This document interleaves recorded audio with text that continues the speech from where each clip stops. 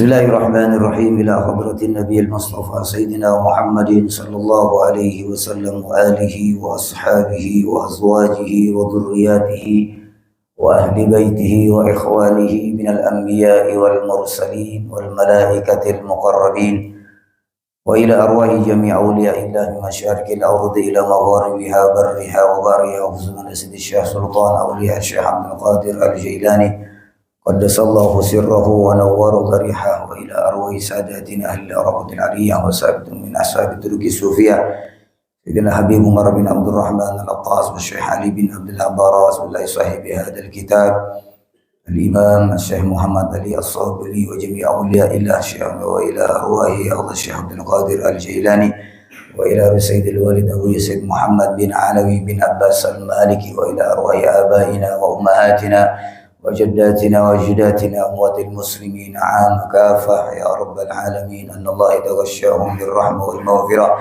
أن الله يعلي درجاتهم في الجنة ويعيد علينا من أسرارهم وأنوارهم وعلومهم وبركاتهم ونفحاتهم في الدين والدنيا والآخرة بسر الفاتحة أعوذ بالله من الشيطان الرجيم بسم الله الرحمن الرحيم الحمد لله رب العالمين الرحمن الرحيم مالك يوم الدين إياك نعبد وإياك نستعين اهدنا الصراط المستقيم صراط الذين أنعمت عليهم غير المغضوب عليهم ولا الضالين آمين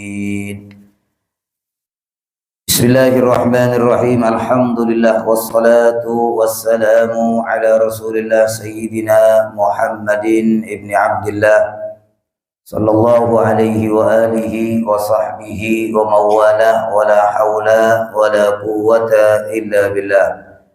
Subhanaka la ilma lana illa ma 'allamtana innaka antal alimul hakim.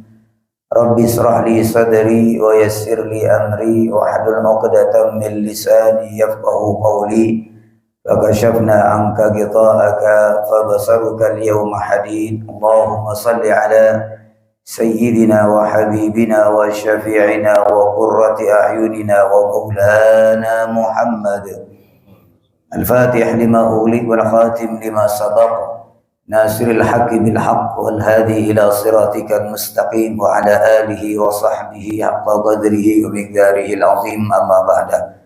Alhamdulillah wa syukurillah, sama-sama kita bersyukur kepada Allah Subhanahu wa taala pagi yang cerah barokah untuk kita semua, terkhusus jamaah Masjid Jami' Nurus Sa'adah yang alhamdulillah wa syukurillah pagi ini kita sama-sama diberi kesempatan kembali oleh Allah untuk menjalankan kewajiban yang Allah berikan kepada kita, yaitu salat subuh berjemaah di masjid yang kita cintai. Tentu segenap jemaah terkhusus Dewan Pengurus Masjid Jami' Nurus Sa'adah yang kesemuanya insya Allah sama-sama dimuliakan, dicintai, disayang oleh Allah Subhanahu wa ta'ala. Pagi ini insya Allah kita sama-sama mengkaji daripada kitab Syekh Muhammad Ali As-Sabuni rahimahullahu ta'ala rahmatal abrar dalam karyanya kitab Rawa'iul Bayan fi Tafsiri Ayatil Ahkam.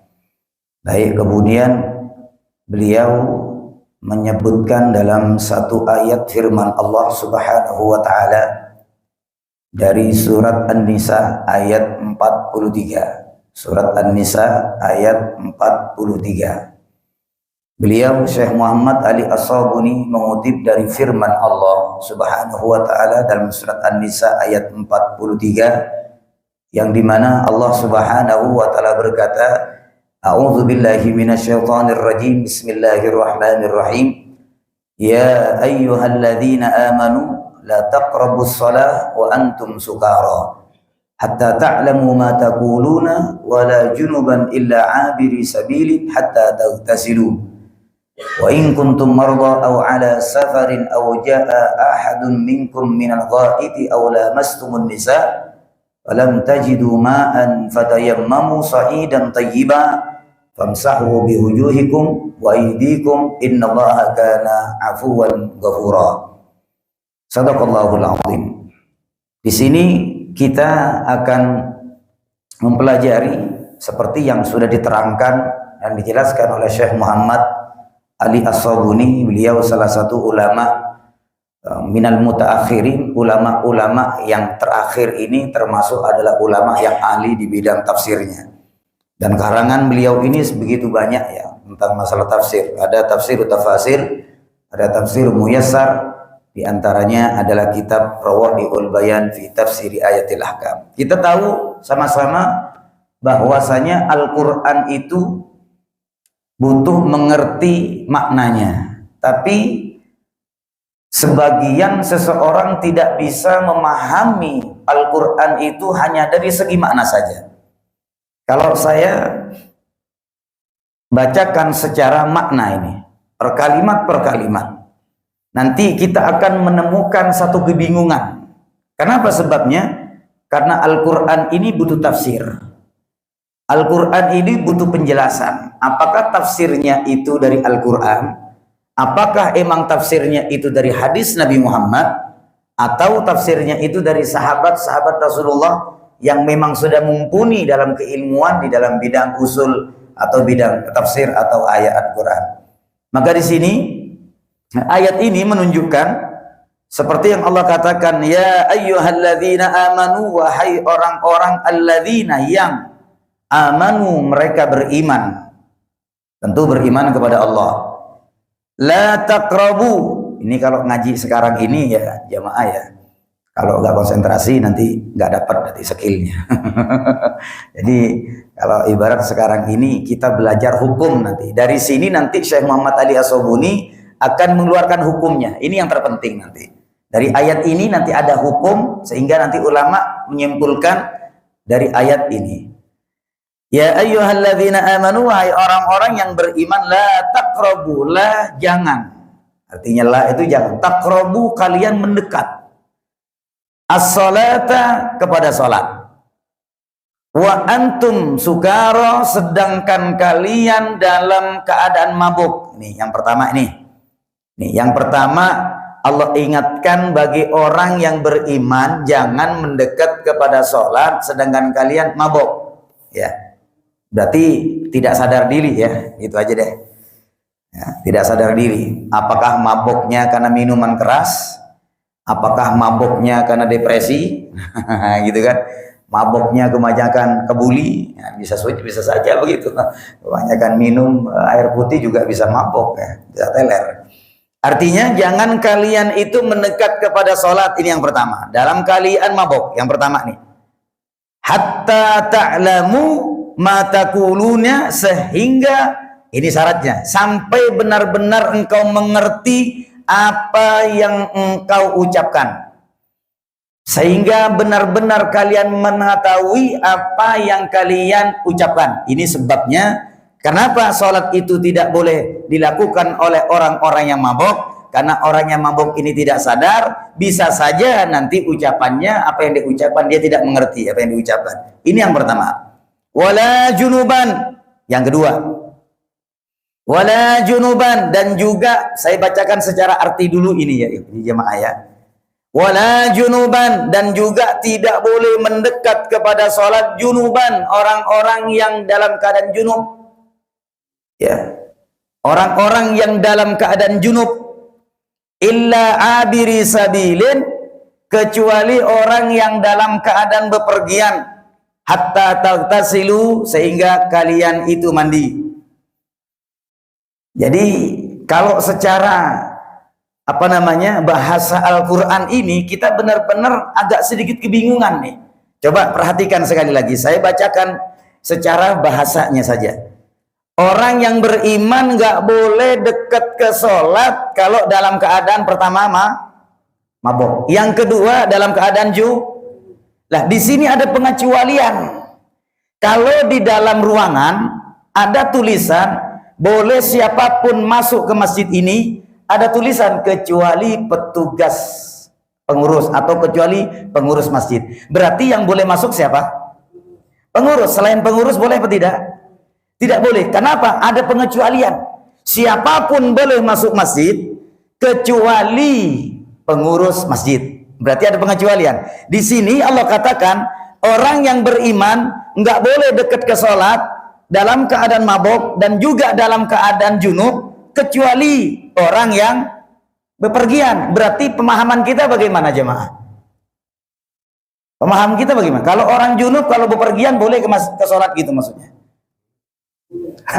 Secara makna kita bingung ini, masa junub boleh sholat, masa junub boleh dekat sholat, masa mabok boleh dekat sholat, kan begitu.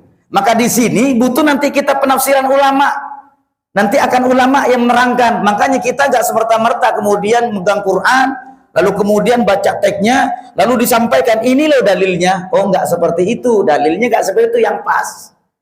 Nanti salah kita butuh keterangan dari Nabi Muhammad, kita butuh keterangan dari sahabat, kita butuh keterangan daripada ulama-ulama kita. Hatta tagtasilu, sehingga kalian itu mandi. Jadi di sini kemudian apa yang dimaksud?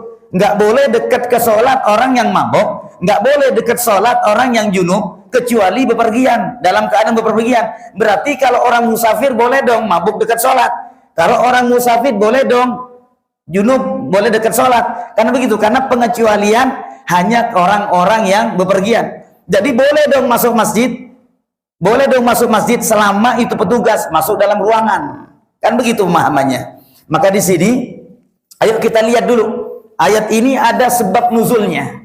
Kenapa Allah Subhanahu wa taala turunkan perintah Allah ini, jangan kalian itu mendekat dalam keadaan mabuk kepada sholat, jangan kalian itu mendekat dalam keadaan junub kepada sholat.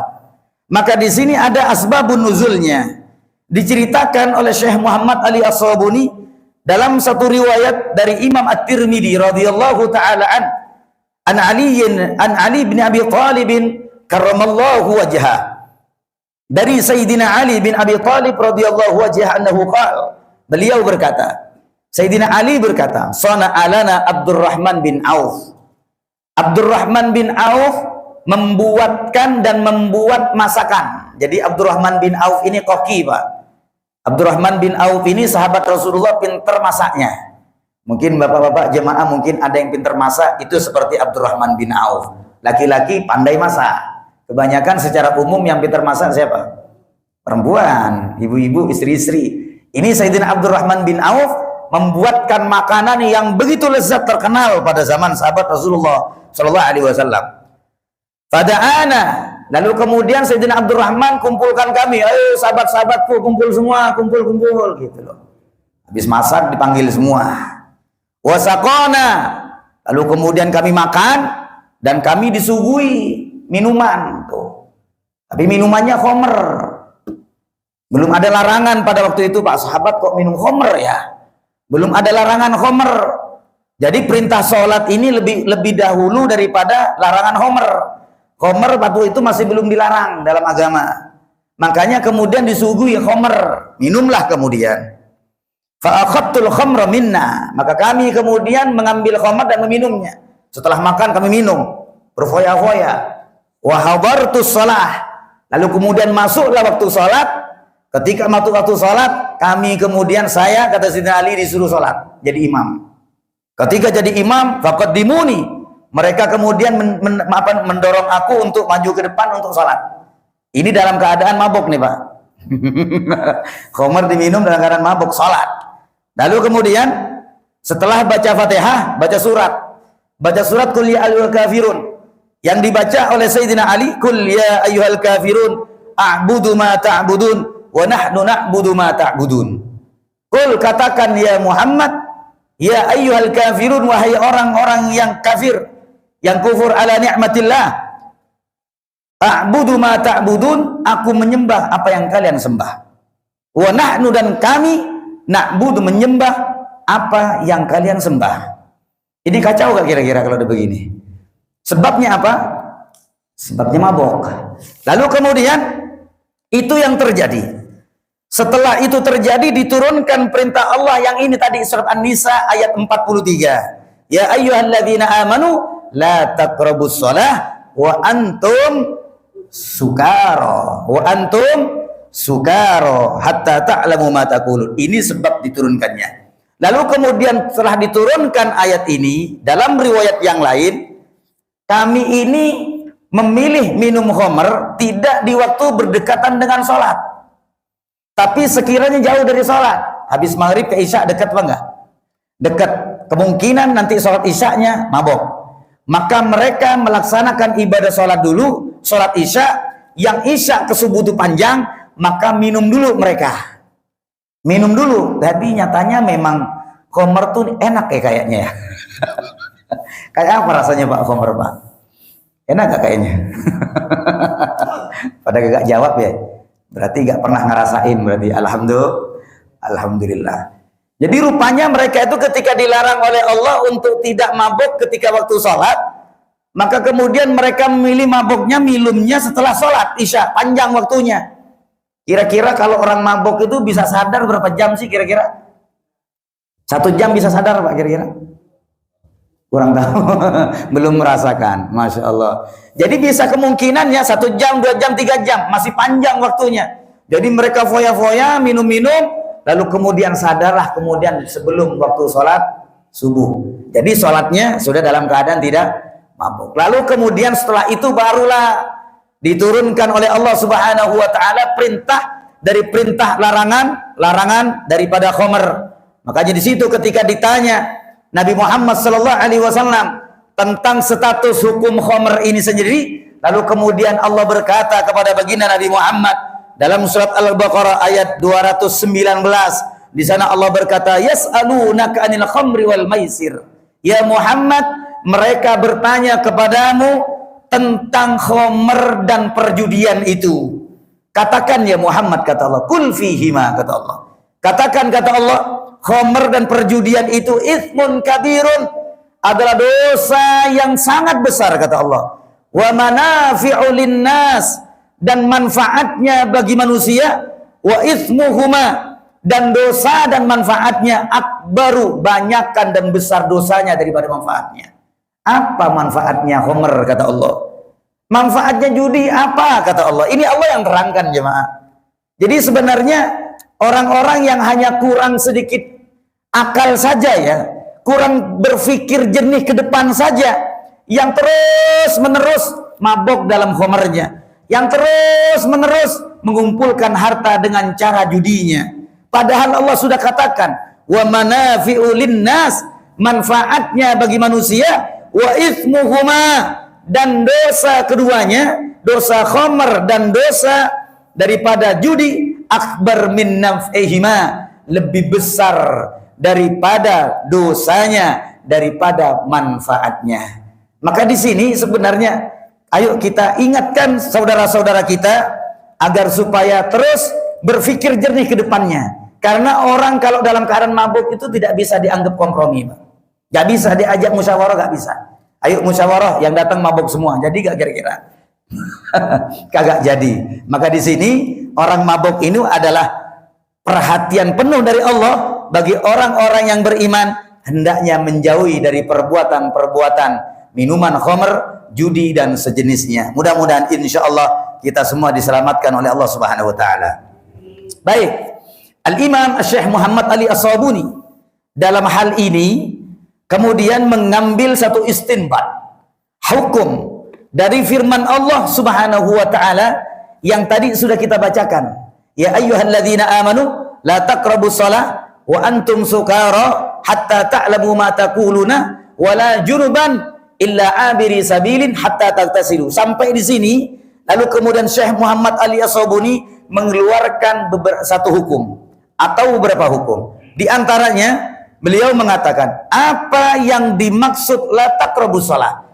Sekarang kita konsentrasi kepada sholatnya. Yang ini menjadi perdebatan ulama.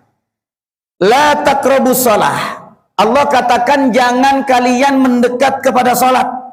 Wa antum sukara, sedangkan kalian mabuk. Mohon maaf nih ya, kalau bahasa saya mungkin mabuk ini ada gak kira-kira yang lebih enak bahasanya?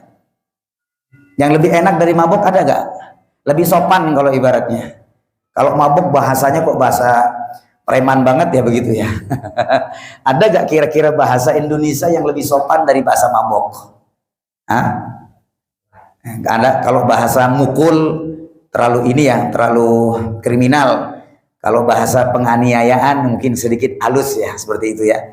Ya, Nah, mungkin ada bahasa lain jemaah selain mabuk yang enak didengar sehingga teman-teman kita tidak tersinggung di luar sana. Seperti itu ya. Ya karena memang di daerah kita ini ya nggak lepas, karena di mana di situ dijual minuman khamr, maka di situ ada pembeli. Ketika ada pembeli mesti diminum, ketika diminum mesti mabok. Betul apa enggak kira-kira? Ya masa ada orang jualan terus menerus kan begitu kan? Kalau rugi kira-kira dijual terus ya kira-kira? Kapok lah nggak sampai sebulan. Ini dalam sebulan aja gak ada yang beli, contoh masalah. Ya mesti nggak jualan lagi. Karena apa? Pada gak demen sama khamr orang sini.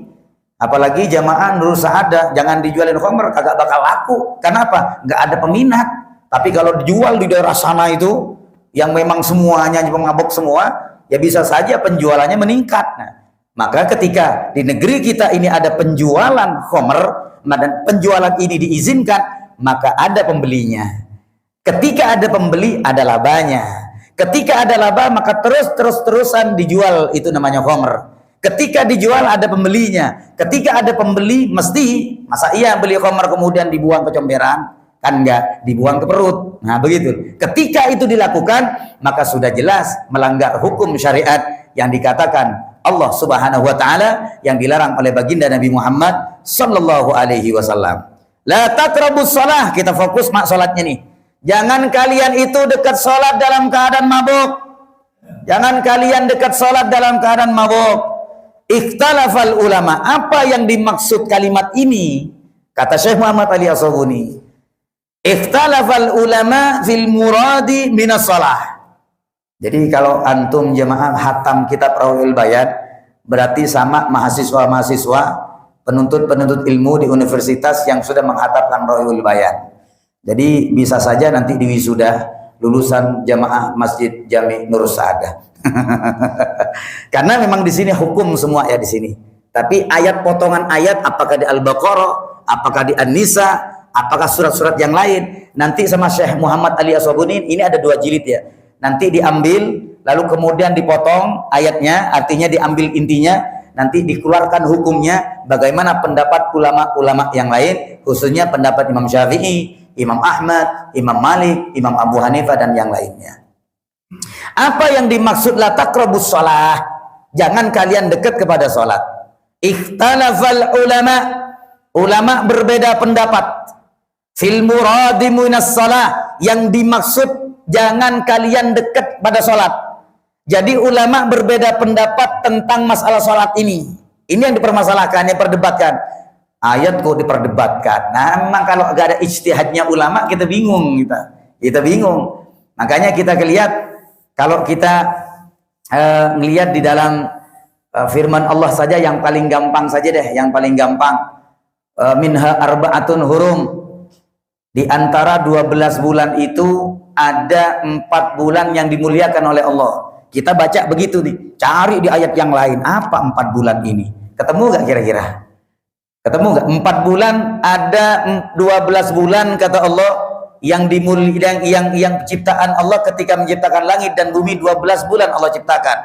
Mulai dari Muharram sampai kemudian Dhul Hijjah. Allah kemudian berkata, minha arba'atun hurum, di antara 12 bulan itu ada 4 yang dimuliakan oleh Allah. Kita nggak ngerti 4 ini yang di mana?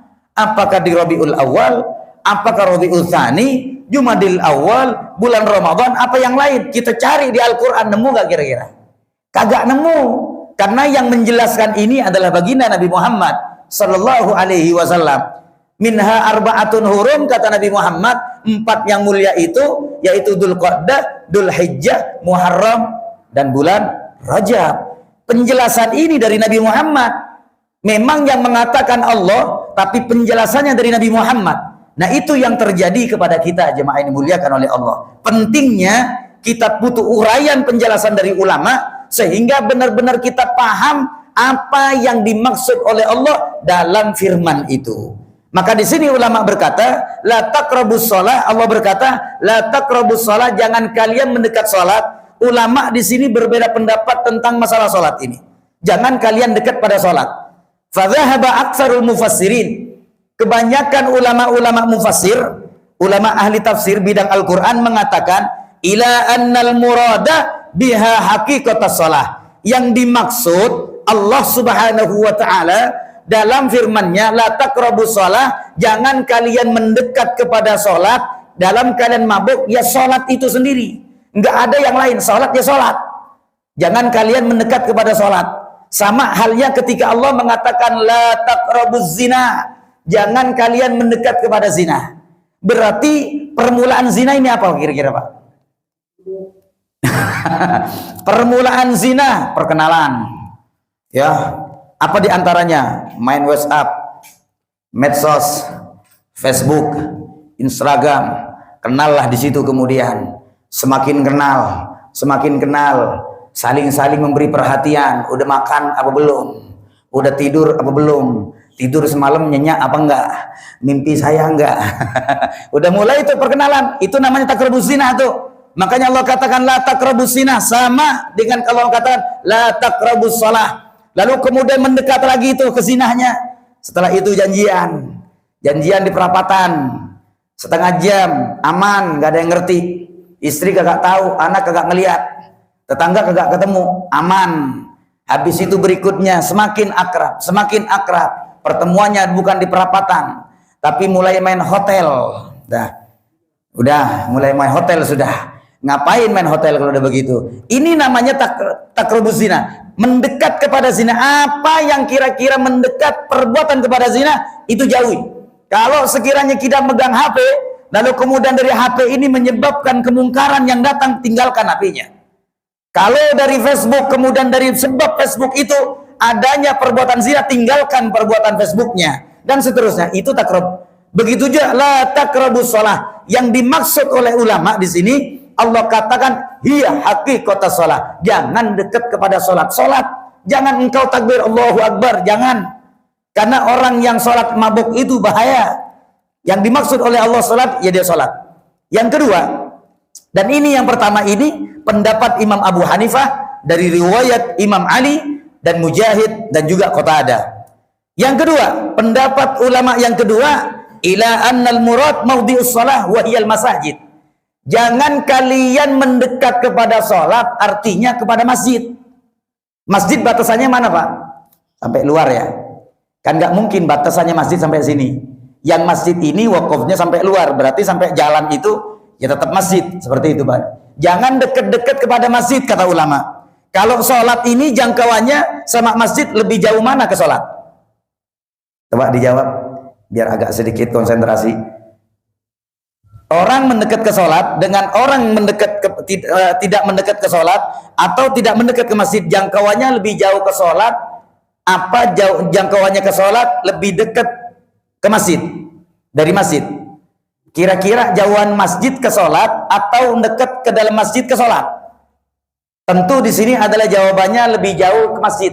Maka di sini jangkauannya, kata ulama yang kedua, dan ini pendapat Imam Syafi'i, yang dimaksud Allah la taqrabus shalah, jangan kalian mendekat sholat, maksudnya jangan kalian dekat ke masjid.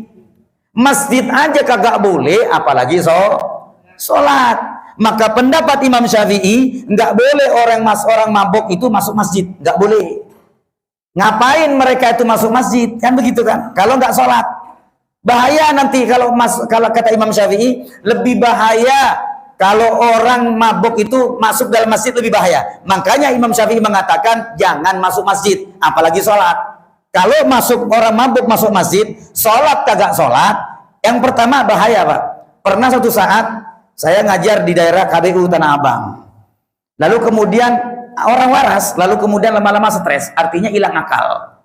Sebab gangguan atau seperti apa? Anak masih muda. Tahu-tahu lupa ini musola nggak dikunci. Ketika musola nggak dikunci jam 3 pagi, masuk ini anak, ngidupin mic, lalu kemudian inna lillah wa inna ilaihi rajiun jam 3. Telah meninggal fulan bin fulan, bapaknya sendiri yang disebut. Ini kacau gak kira-kira? Sebabnya apa? Sebab hilang akal. Lalu kemudian fungsinya apa orang masuk masjid? Kalau tidak sholat, seperti terjadi pada zaman dahulu, sholat kemudian bacaannya ngawur dan sebagainya. Atau bisa saja satu kriminal yang sangat luar biasa. Orang mabuk masuk masjid, bukan sholat malah ngeliat kotak amal. Nah ini bahaya. Sehingga nanti ketika orang mabuk itu antik Pak, orang mabuk itu antik. Dia itu lupa segala-galanya, lupa sama istri, lupa sama anak, lupa lingkungan, bahkan nyosor kecomberan itu gak sadar mereka. Tapi subhanallah, ketika ngelihat uang fulus, inget dia, oh ini 100 yang merah ini, oh yang biru ini 50.000, inget tuh. Makanya hati-hati itu. Orang yang mabuk itu kalau ngelihat uang, mesti inget dia, mesti inget. Makanya kebanyakan gandol-gandol itu orang gak sadar. Bobol-bobol kotak amal yang ada di luar masjid, di dalam masjid sudah tahu, di luar dikasih tahu masjid ini sudah terpantau CCTV di setiap sudut, masih masuk aja. Kalau orang tidak punya akal udah kan takut kelihatan ada CCTV, ini enggak, masih aja dengan tenangnya. Itulah orang yang tidak sadar. Yang kita khawatirkan, pendapat Imam Asy-Syafi'i ini sangat ngetop kalau menurut saya, bahwasanya Imam Syafi'i mengatakan orang yang dalam keadaan mabuk jangan dekat ke masjid, jauhi dari masjid. Kalau sudah masuk masjid itu nanti akan berdampak melaksanakan salat. Kalau sudah salat nanti berdampak apa yang diucapkan ngawur. Sehingga seperti qul ya ayyuhal kafirun a'budu ma ta'budun wa nahnu na'budu ma ta'budun. Dan ini akan menjadi satu kesyirikan besar nanti insyaallah. Jamaah ini dimuliakan Allah Subhanahu wa taala. Perdebatan antara Imam Abu Hanifah dan Imam Syafi'i. Wastadallal fariqu tsani. Imam Abu Hanifah tadi mengatakan jangan dekat kepada salat. Insyaallah 7 menit lagi selesai insyaallah. Mudah-mudahan diberi sabar oleh Allah ya. Baik. Begitu Ustaz. Nggih, jangan lama-lama nih insyaallah. Bentar lah ya, apalagi sibuk dengan 17-an biasanya. Yang sibuk itu al-mashghul la yushghal. Orang sibuk itu tidak bisa diajak sibuk-sibukan dah. Saya lagi sibuk dah. Ditelepon aja kadang-kadang gak ngangkat. Apa sebabnya? Mohon maaf, lagi sibuk tadi. Nah, makanya pepatah Arab mengatakan al-mashghul la yushghal. Orang sibuk itu tidak bisa diajak sibuk-sibukan. Nah, gitulah, sibuk aja deh seperti itu. Baik. Insyaallah banyak berkah dan manfaatnya insyaallah. Baik. Al-fariqul awal, kadang ini hukum ya. Suatu saat nanti kita bisa terjadi pada masjid kita, Nur Sa'adah, tahu-tahu ada orang mabuk masuk ya, dan sebagainya, maka segera dikeluarkan karena bahaya untuk pelaksanaan ibadah yang lain, bahkan bisa mengganggu yang lain nanti ketika waktu atau saat ibadah seperti itu. Baik. Istadallal faqihul awal, Imam Abu Hanifah berkata, kalau Imam Abu Hanifah tadi mengatakan jangan dekat kepada sholat, yaitu sholat. Imam Abu Hanifah berkata, Imam Abu Hanifah berkatakan, hatta ta'lamu ma taqulun. Kenapa saya katakan jangan dekat kepada sholat, kata Imam Abu Hanifah? Karena kan sudah jelas, Allah berkata, hatta ta'lamu ma taqulun. Sehingga kalian itu mengerti apa yang kalian ucapkan. Ini mohon maaf sekali lagi jemaah ya. Sekali lagi mohon maaf. Yang bisa nyambung hanya teman-teman jemaah yang konsentrasi. Yang nggak konsentrasi nggak nyambung, karena pelajaran ini pelajaran hukum yang memang dikaji di kalau ibarat sekelas inilah. Tapi insya Allah antum sekelas profesor doktor semua sudah sebenarnya. Tapi kalau sekelas profesor doktor pun kalau dalam keadaan ngantuk, maka nyambungnya itu pedot nyambung gitu kalau bahasa Jawa itu. Orang ngantuk nggak bisa diajak kompromi. Tapi insya Allah tidur saja yang enak. Nanti kalau sudah selesai dibangunkan, gitu insya Allah. Yang penting tidurnya di taman surga ya. Hatta ta'lamu ma taqulun, kata beliau. Jadi dari sini sudah jelas secara bahasa orang yang tidak boleh mendekat kepada sholat, dia sholat. Sehingga kalian itu sadar apa yang kalian omongin.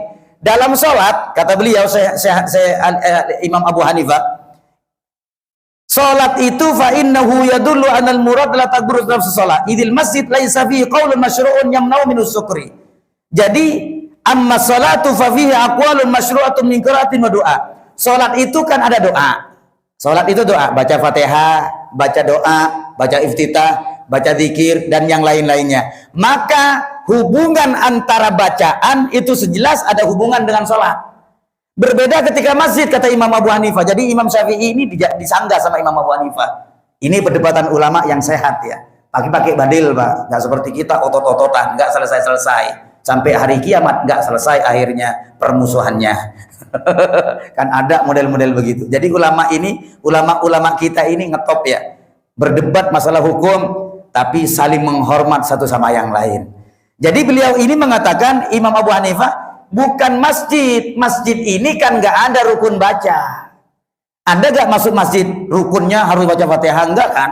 Kalau nggak baca Fatihah nggak sah masuk masjidnya, kan begitu. Maka di sini benar, sesuai Allah katakan sholat, di belakangnya hatta ta'lamu. Sehingga Allah katakan, ini intinya, sehingga kalian itu mengerti apa yang kalian ucapkan. Kata siapa? Kata Imam Abu Hanifah, berarti benar, jangan kalian dekat sholat, yaitu sholat bukan masjid. Karena sholat ada rukun baca. Masjid tidak ada disyariatkan membaca untuk masuk masjid, nggak ada. Wajib baca masjid ini enggak, rukun ini enggak ada. Yang ada rukun bacaan hanya di sholat. Ini kata Imam Abu Hanifah. Imam Syafi'i jawab, masih belum terima Imam Syafi'i. Wastadallal fariqu tsani, yaitu pendapatnya Imam Syafi'i yang mengatakan jangan kalian yang mabuk dekat kepada sholat, artinya kepada masjid. Karena Allah mengatakan la taqrabuz zina. Jangan kalian itu mendekat kepada zina, artinya permulaan-permulaan zina. Begitu juga jangan kalian mendekat kepada sholat, masjid. Masjid ini adalah permulaan-permulaan sholat. Karena orang kepengen sholat, masuk masjid dulu baru sholat. Nggak mungkin dong, masjid sepi, lalu kemudian sholatnya di dekat ambulan mobil sana. Kan aneh namanya. Masjid sepi, imam cuma hanya satu, imam satu bukan imam dua. Makmumnya ada satu soft, di sini masih banyak, lalu ada sholat di sana, berarti kan tidak tepat kalau ibarat. Permulaan sholat adalah wudhu dulu, lalu kemudian masuk masjid, lalu kemudian rapikan soft, itu permulaan sholat. Maka masjid kata Imam Syafi'i yang lebih tepat. Kenapa kata Imam Syafi'i dikatakan? Allah di sana berkata, illa abiri sabil. Allah kan berkata tuh di situ, orang yang iman tidak boleh dekat kepada sholat dalam keadaan mabuk. Orang yang beriman nggak boleh dekat kepada sholat dalam keadaan junub, kecuali yang bepergian. Lalu kalau memang ditafsirkan sholat, tidak ditafsirkan masjid, apa fungsinya Allah mengatakan illa, kecuali itu? Maka tidak ada fungsinya nanti firman Allah itu, kata Imam Syafi'i. Kan begini Pak, masuk masjid boleh, kecuali petugas masjid. Masuk masjid boleh, di sini dituliskan kecuali ruangan ini hanya untuk petugas masjid, begitulah. Berarti apa? Ada pengecualian. Lalu kalau seandainya jamaah masuk masjid, bebas semuanya masuk ke ruangan ini, lalu apa fungsinya tulisan itu dan larangan itu? Kata Imam Syafi'i, kalau Allah mengatakan jangan mendekat sholat dalam keadaan mabuk, jangan dekat sholat dalam keadaan junub, kecuali orang yang bepergian. Yang masuk di pepergian ini, kata Imam Syafi'i, orang yang bepergian hanya sekedar lewat saja ke masjid, itu boleh. Orang junub hanya sekedar lewat saja, itu boleh. Nah ini kan jadi hukum akhirnya. Dan kemudian Imam Syafi'i mengatakan, larangan mendekat kepada masjid untuk orang yang mabuk itu, maka adalah lebih tepat. Karena sampai masuk masjid, mati sholat mereka. Nanti sholatnya bisa saja masuk masjid, kiblatnya di sana, ngadepnya ke sana. Bisa saja nanti ngawur di dalam masjidnya dan sebagainya. Jadi pendapat Syekh Muhammad Ali As-Sabuni dalam hal ini, Imam Syekh Ali As-Sabuni ini penganut Abu Hanifah Pak, Imam Abu Hanifah. Tapi beliau tetap mengatakan yang kayaknya yang enak, lebih umum, lebih tepat ini adalah pendapatnya Imam Syafi'i. Artinya orang yang mabuk nggak boleh dekat ke masjid. Masjid aja nggak boleh, apalagi sholat. Nah, kayak gitu loh. Jadi inilah debatan-debatan ulama terkait masalah hukum yang selama ini mungkin banyak kita temui bersama di masjid-masjid kita, di musola-musola kita, bagi orang-orang yang kurang sadar, yang kurang mengerti tentang paham batasan-batasan di mana orang yang mabuk, batasan-batasan mana orang yang dalam keadaan junub, haid, nifas dan sebagainya. Lalu kemudian saya tutup dengan satu pertanyaan. Ada satu pertanyaan dari salah satu jamaah.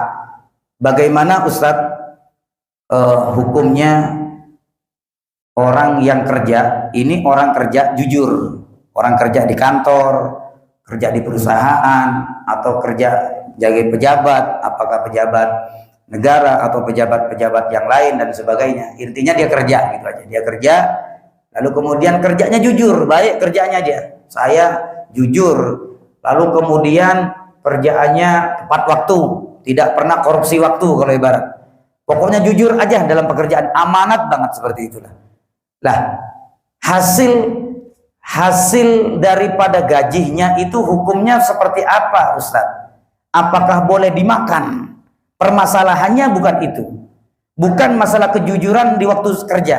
Waktu dia daftar menjadi karyawan di salah satu perusahaan, dia kemudian memalsukan dokumen. Entah apa yang dipalsukan, karena ketika persyaratan tuh kan ada kan ya, harus melampirkan pengalaman sertifikasi kerja atau ini ijazah diantaranya. Lah di antara dokumen-dokumen itu maka ada beberapa atau satu dokumen yang dipalsukan. Bagaimana status kerjanya? Dipalsukan. Apa status kerjanya? Maka di sini Allah Subhanahu wa taala berkata dalam surat Al-Baqarah ayat 188. Mungkin banyak terjadi seperti itu ya. Lebih hati-hati saja kalau ibarat. Ya, lebih hati-hati saja. Wala ta'kulu, kata Allah Subhanahu wa taala. Wala ta'kulu amwalakum bainakum bil batil. Jangan kalian itu makan, kata Allah Subhanahu wa taala, harta-harta di antara kalian itu bil batil, dengan cara batil. Dengan cara apapun agar kalian bisa makan, tapi dengan cara kalian berbohong, maka itu larangan dari Allah Subhanahu wa taala. Wa tudlu, yang kedua, wa tudlu biha ila hukam litakulu fariqam minan nar min amwalin nasi bil ismi wa antum ta'lamun. Lalu kemudian yang kedua, dengan cara kalian itu mencogok hakim, nyogok. Ada istilahnya seleksi. Yang bagian seleksi ini disogok, dikasih air lah biar tidak haus dia, mungkin begitu. Disogok agar supaya kemudian lolos ya dalam kemudian urusannya. Maka dalam hal ini kata Allah, jangan kalian itu memberikan sesuatu kepada hakim agar kalian bisa kerja di satu PT, ada kalian bisa kerja di satu perusahaan, agar kalian mendapatkan satu jabatan, nih sama ya. Agar kalian mendapatkan satu jabatan, agar kalian memakan dari harta-harta manusia bil ismi, dengan secara dosa, dengan cara yang salah, cara yang tidak baik. Wa antum ta'lamun, sedangkan kalian mengerti. Jadi sudah jelas ya ikhwan ya, bahwasanya dulu permasalahannya bukan permasalahan ketika dia kerja jujur, tapi proses dia mendapatkan jabatan, proses dia mendapatkan pekerjaan dengan cara membohongi yang pertama, dengan cara menyogok yang kedua. Maka ini masuk dalam firman Allah surat Al-Baqarah 188. Maka bagaimana status hukum memakan daripada gajinya? Maka di sini ulama ada yang mengatakan halal, tapi tetap masuk dalam kategori syubhat. Ada yang mengatakan haram karena dari proses makan dan kerjanya dengan cara mendustai dan membohongi. Karena apa? Masih banyak orang-orang yang benar-benar benar, dokumentasinya benar-benar valid kalau ibaratnya, kemampuannya benar-benar bisa, akan tetapi mereka tidak mendapatkan luang pekerjaan. Demi memberikan luang pekerjaan orang-orang yang bukan di bidangnya dengan cara menyogok hakim dan sebagainya. Maka di sini ulama mengatakan setidaknya paling ringan adalah syubhat. Syubhat ini perkara-perkara yang meragukan. Dak mayuribak, kata Nabi Muhammad, tinggalkan yang meragukanmu. Apalagi syubhat. Syubhat ini bawahnya haram, di atas sedikit haram sudah, di bawahnya haram syubhat, di bawahnya syubhat baru kemudian halal. Jadi syubhat di tengah-tengah antara halal dan haram. Maka hal ini kita sebagai orang-orang yang warok tinggalkan walaupun itu syubhat, apalagi sudah jelas haram. Maka di sini kemudian Nabi Muhammad SAW mengatakan, apa kata Rasulullah? Man hamalas silah falaysa minna wa man ghasyana falaysa minna. Barang siapa yang menipu dan menyogok, itu adalah bukan daripada golongan kami, kata Nabi Muhammad SAW. Mudah-mudahan insyaallah kita semua insya Allah diluaskan rezeki kita oleh Allah Subhanahu Wa Taala. Halal, barokah, banyak, numpuk-numpuk uang kita insya Allah. Wes, nggak muat lemarinya Bapak insya Allah. Dengan dolarnya luar biasa, maka semua rezeki itu mudah-mudahan dihalalkan oleh Allah Subhanahu Wa Taala. Kita tidak mencari di dunia ini, melainkan yang sudah dibenarkan oleh Allah Subhanahu Wa Taala. Mudah-mudahan kita dijauhkan dari perkara-perkara dan makanan-makanan yang haram yang masuk kepada tubuh kita. Mudah-mudahan kita dijadikan oleh Allah orang-orang yang takwa kepada Allah, orang-orang yang senantiasa mendekatkan diri kepada Allah, menjauhi dari perkara-perkara yang syubhat. Amin ya rabbal alamin. Ini saja kajian yang sangat singkat kalau saya katakan. Mudah-mudahan insya Allah banyak manfaatnya, banyak faidahnya, dan mudah-mudahan insya Allah kita terus diberikan ilmu yang bermanfaat oleh Allah Subhanahu Wa Taala. Allahumma ftah alaina futuhal arifin wa faqqihna fid din wa 'allimna at-ta'wil waftah alaina ya Allah, iftah alaina futuhal arifin ya rabbal alamin waj'alna minal ulama'il 'amilin al-muttaqin warithin najibin salimin ya rabbal alamin. Allahumma ij'al jam'ana jam'an marhuma wa tafarruqana min ba'di tafarruqan ma'suma. Allahumma la taj'al bainana syaqiyan wa la mahruma. Allahumma inna nas'aluka ridhaka wal jannah wa na'udzubika min syakhatika wan nar warzuqna rizqan wasi'a halalan tayyiban mubarakan fih ya rabbal alamin walhamdulillahi rabbil alamin.